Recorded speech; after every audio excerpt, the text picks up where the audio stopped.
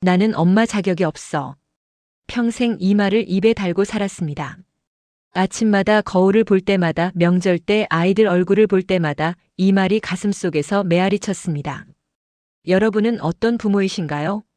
혹시 지금 이 영상을 보면서 나도 그래라고 고개를 끄덕이고 계신가요?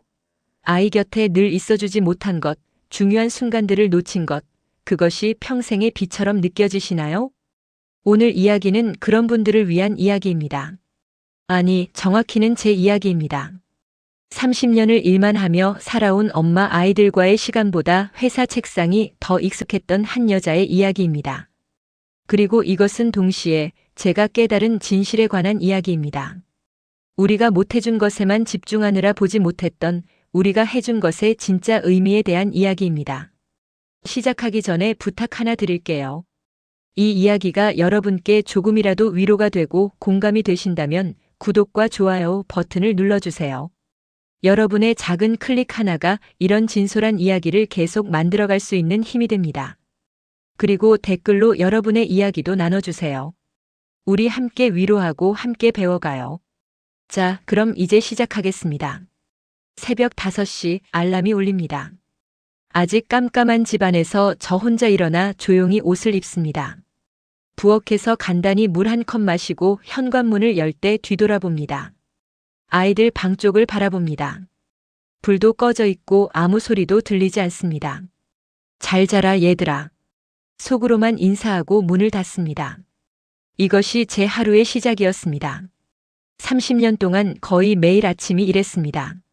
저녁 8시, 9시, 때로는 10시가 넘어서 집에 돌아옵니다. 현관문을 열면 거실 불은 꺼져 있고 아이들 방에서만 희미한 불빛이 새어나옵니다. 이미 저녁을 먹고 숙제를 하고 씻고 각자의 시간을 보내고 있는 아이들. 제가 없어도 집은 잘 돌아가고 있었습니다. 시어머니가 해주신 밥을 데워 먹으며 생각합니다. 오늘도 아이들 얼굴을 제대로 못 봤네. 주말에는 쌓인 일을 하느라 회사에 나가거나 집에 있어도 노트북을 펴놓고 일을 합니다. 아이들은 할머니와 놀고 할머니와 밥을 먹고 할머니께 숙제 검사를 받습니다. 학부모 상담 주간이 되면 시어머니가 다녀오시고 운동회 날이면 제 대신 할머니가 도시락을 싸서 가십니다. 처음에는 마음이 찢어지는 것 같았습니다. 내가 가야 하는데, 내가 해줘야 하는데. 하지만 시간이 지나면서 그 아픔조차 무뎌졌습니다. 아니, 무뎌지는 척했습니다. 안 그러면 일을 계속할 수 없었으니까요. 엄마는 왜 맨날 일만 해요? 초등학교 2학년이던 큰딸이 한 번 물었습니다. 토요일 오후 드물게 집에 있던 날이었는데 저는 거실 소파에 앉아 서류를 보고 있었습니다. 엄마가 일해야 너희 학원비 내고 맛있는 거 사 먹고 그럴 수 있지. 제가 한 대답입니다. 아이는 더 이상 묻지 않았습니다. 그냥 고개를 끄덕이고 자기 방으로 들어갔습니다. 그 작은 뒷모습이 지금도 선명합니다. 저는 제 자신을 합리화했습니다. 다른 엄마들처럼 늘 옆에 있어주진 못해도 경제적으로는 최선을 다하는 거야. 아이들이 원하는 건 다 해주잖아. 학원도 보내고 옷도 사주고 좋은 학교 보내고. 하지만 밤이 되면 알았습니다. 이게 변명이라는 걸. 스스로를 속이는 말이라는 걸. 아이들의 생일날 저는 회의실에 있었습니다. 중요한 프레젠테이션이 있던 날이었습니다. 핸드폰으로 생일 축하해, 미안해, 오늘 늦을 것 같아라고 메시지를 보냈습니다. 돌아오는 답장은 응, 괜찮아요였습니다. 괜찮다고요? 정말 괜찮은 걸까요? 아니면 괜찮은 척하는 걸까요? 집에 들어갔을 때는 이미 케이크도 다 먹고 선물도 다 뜯어본 뒤였습니다. 시어머니께서 미리 사두신 케이크와 선물들이었습니다. 저는 급하게 편의점에서 산 작은 케이크와 선물을 내밀었습니다.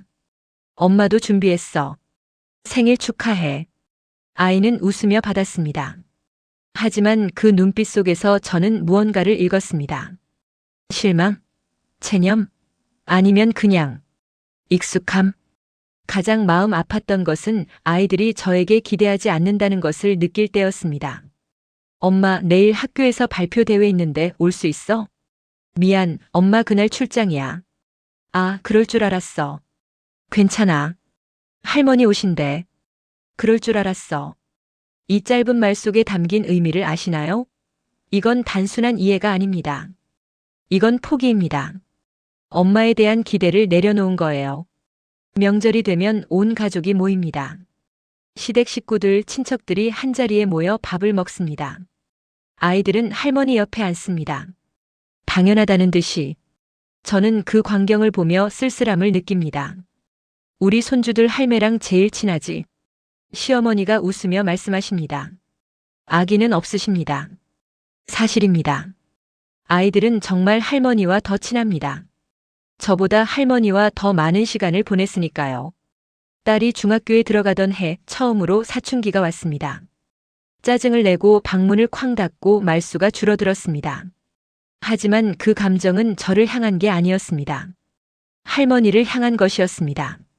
저는 그 사춘기의 대상조차 되지 못했습니다. 반항할 대상도 못 됐습니다. 왜냐하면 애초에 부딪힐 만큼 가까운 사이가 아니었으니까요. 그때 깨달았습니다. 저는 이 집에서 엄마가 아니라 그냥 돈 버는 사람이구나. 한 달에 한두 번 보는 조금 친한 친척 같은 존재구나. 밤마다 이불을 뒤집어 쓰고 울었습니다. 소리 내지 않고 조용히. 나는 엄마 자격이 없어. 나는 엄마 노릇을 못했어. 시간은 참 빠르게 흐릅니다. 어제 초등학교에 입학하던 아이가 어느새 대학생이 되었습니다. 딸은 집을 떠나 대학교 기숙사에서 생활하기 시작했습니다. 이제는 명절 때나 방학 때만 집에 옵니다. 한 달에 한 번 정도 전화가 옵니다. 엄마, 나 돈 좀 보내줘. 얼마 필요해? 30만 원만. 그래, 보낼게. 통화는 2분을 넘기지 않습니다. 요즘 어떻게 지내는지, 친구들은 잘 사귀는지, 학교 생활은 재미있는지 묻고 싶은 게 1000가지인데 입에서 나오는 말은 밥은 잘 먹고 다니니? 그 정도입니다. 응, 먹어. 엄마도 건강해. 딸은 항상 엄마도 건강해라고 말합니다. 엄마 사랑해도 아니고 보고 싶어도 아니고 건강해입니다. 예의 바른 말투입니다. 하지만 거기엔 온기가 없습니다. 명절에 집에 오면 딸은 먼저 할머니 방으로 갑니다. 한참을 할머니와 이야기를 나눕니다. 웃음소리가 들립니다. 저는 부엌에서 설거지를 하며 그 웃음소리를 듣습니다. 나중에 거실에서 마주 앉으면 어색합니다. TV를 보거나 각자 핸드폰을 봅니다. 무슨 말을 해야 할지 모르겠습니다. 요즘 학교는 어때? 괜찮아요. 친구들이랑은 잘 지내고? 네. 공부는 많이 힘들지? 그냥 그래요. 대화가 이어지지 않습니다. 질문하면 짧게 대답하고 끝입니다. 저는 더 이상 묻지 않습니다. 딸도 더 이상 말하지 않습니다. 같은 공간에 있어도 우리는 서로 다른 세계에 있는 것 같았습니다.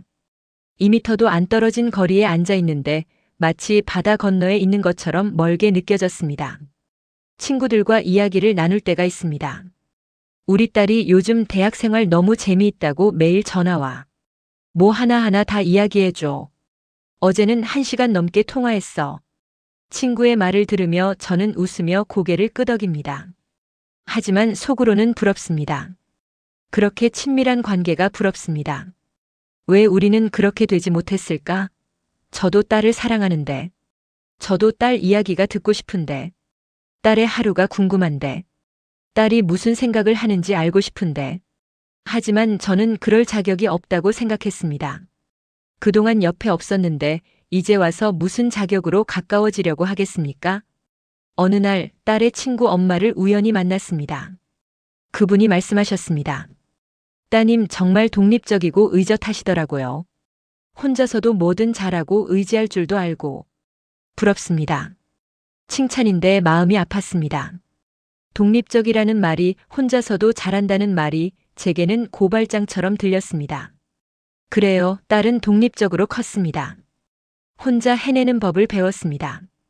왜냐하면 옆에 엄마가 없었으니까요. 의지할 엄마가 없었으니까 스스로 해내는 법을 배운 겁니다. 이게 자랑할 일인가요? 아니면 부끄러워해야 할 일인가요? 밤에 혼자 생각합니다. 그래. 내가 해준 게 없으니까. 밥을 해준 기억도 적고 재워준 기억도 흐릿하고 안아준 기억은 더 희미하니까. 이 거리는 당연한 거야. 스스로에게 말합니다. 받아들여. 이게 내가 선택한 삶의 결과야. 내가 이를 선택했고 그 대가를 치르는 거야. 하지만 받아들여지지 않습니다. 가슴 한편이 계속 아픕니다. 방학이었습니다. 딸이 집에 와 있었습니다. 남편은 출장 중이었고 시어머니는 친구분들과 여행을 가셨습니다. 그날 저녁 처음으로 딸과 단둘이 집에 있게 되었습니다. 이상하게도 긴장이 되었습니다.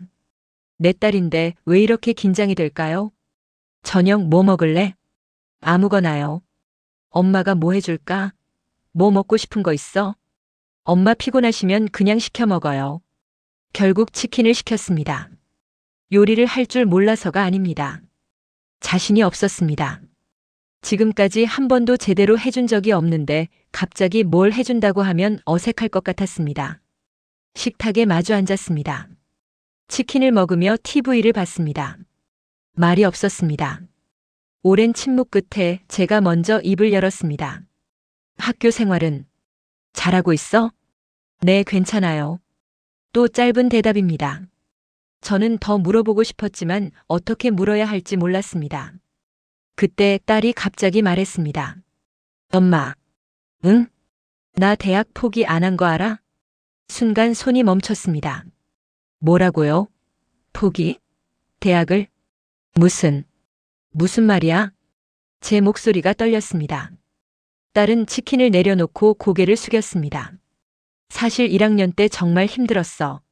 적응도 안 되고 공부도 너무 어렵고 친구도 잘 안 사귀어지고. 딸의 목소리가 작아졌습니다. 과 공부가 내가 생각했던 거랑 너무 달라서 매일 힘들었어. 수업 들어가는 게 무서웠어. 저는 아무 말도 못했습니다. 그런 일이 있었다는 걸 전혀 몰랐습니다. 1학년 2학기쯤에는 정말 그만두고 싶었어. 휴학하고 싶었어. 아니면 자퇴하고 싶었어. 왜 말 안 했어? 엄마한테 왜 말 안 했어? 제가 물었습니다. 딸이 고개를 들어 저를 봤습니다. 말해도 소용없을 것 같았어요. 엄마 바쁜 거 아는데 괜히 걱정만 끼칠 것 같았어요. 가슴이 찢어지는 것 같았습니다. 내 딸이, 내 아이가 그렇게 힘든 시간을 보내고 있었는데 저는 전혀 몰랐습니다. 아니, 알려고 하지 않았습니다. 근데 엄마. 딸이 잠시 말을 멈췄습니다. 뭔가 말하기 힘든 표정이었습니다. 그때 매달 들어오던 돈 있잖아요. 저는 고개를 끄덕였습니다. 매달 생활비를 보내주고 있었습니다. 엄마가 보낸 그 돈이. 그게 나 버틴 이유예요. 응? 돈이? 저는 이해가 안 됐습니다. 돈 때문에 버텼다고. 딸이 천천히 설명했습니다. 그만두고 싶을 때마다 생각했어요. 엄마가 지금도 일하고 계시겠구나. 엄마가 나 때문에 매달 돈을 보내주시는구나. 엄마가 번 돈인데 내가 그냥 포기하면 안 되겠다고. 딸의 눈이 촉촉해졌습니다. 매달 계좌에 돈이 들어올 때마다 알림이 왔어요. 입금되었습니다. 그 문자를 볼 때마다 생각했어요. 아, 엄마가 나를 생각하고 있구나. 엄마가 나를 응원하고 있구나. 엄마가 직접 옆에 있진 않았지만 나 혼자 버티는 건 아니었어요. 그 돈은 그냥 돈이 아니었어요. 엄마의 응원이었어요. 엄마의 격려였어요. 딸의 말이 계속 이어졌습니다. 진짜 힘들었던 날이 있었어요. 시험을 너무 못 봐서 도서관에서 혼자 울었어요. 그날 밤 기숙사 방에 돌아와서 핸드폰을 봤는데 엄마한테 문자가 와 있었어요. 무슨 문자? 요즘 날씨 추운데 감기 조심해. 밥 잘 챙겨 먹고. 그냥 평범한 문자였어요. 하지만 그 문자를 보고 또 울었어요. 딸이 미소를 지었습니다. 눈물이 고인 눈으로. 엄마는 멀리 있지만 나를 생각하고 있구나. 나를 걱정하고 있구나. 그게 느껴졌어요. 저는 눈물을 참을 수 없었습니다. 그동안 제가 보낸 것이 돈뿐이라고 생각했습니다. 차가운 숫자뿐이라고 생각했습니다. 하지만 딸에게는 그게 아니었습니다. 그건 사랑이었습니다. 응원이었습니다. 연결이었습니다. 엄마, 나 혼자인 적 없었어요. 딸이 조용히 말했습니다. 친구들 중에 진짜 혼자인 애들 봤어요. 부모님이 관심도 없고 연락도 안 하고 학비만 보내고 끝인 애들. 그런 애들 보면서 깨달았어요. 나는 혼자가 아니구나. 엄마가 항상 옆에 있진 않았지만 엄마는 항상 내 뒤에 있었어요. 내가 무너지지 않게 아래에서 받쳐주고 있었어요. 그 순간 깨달았습니다. 저는 못해준 엄마가 아니었습니다. 다르게 해준 엄마였습니다.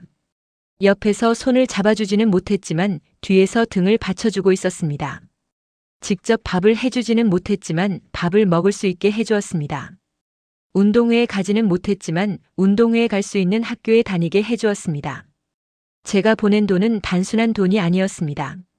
그건 제 시간이었습니다. 제 노동이었습니다.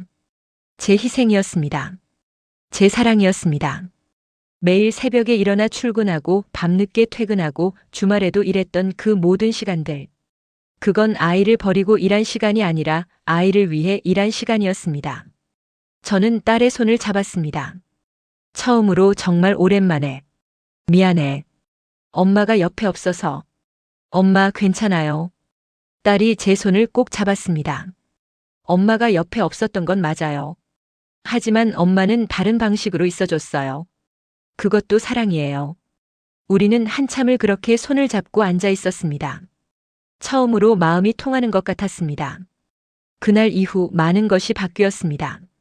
저는 더 이상 과거를 후회하지 않기로 했습니다. 대신 지금부터라도 다르게 하기로 했습니다.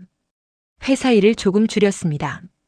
승진은 조금 늦어질지 몰라도 이제는 딸과의 시간이 더 중요했습니다. 주말마다 딸에게 전화를 합니다. 길지 않아도 괜찮습니다. 5분이라도 좋습니다. 목소리를 듣고 안부를 묻고 사랑한다고 말합니다. 방학 때는 함께 여행을 갑니다. 처음에는 어색했습니다. 하지만 조금씩 익숙해졌습니다. 함께 밥을 먹고 함께 길을 걷고 함께 사진을 찍습니다. 지난 30년을 되돌릴 수는 없습니다. 놓친 순간들을 다시 가져올 수는 없습니다. 하지만 앞으로의 30년은 다르게 만들 수 있습니다. 그리고 가장 중요한 것은 저는 깨달았습니다.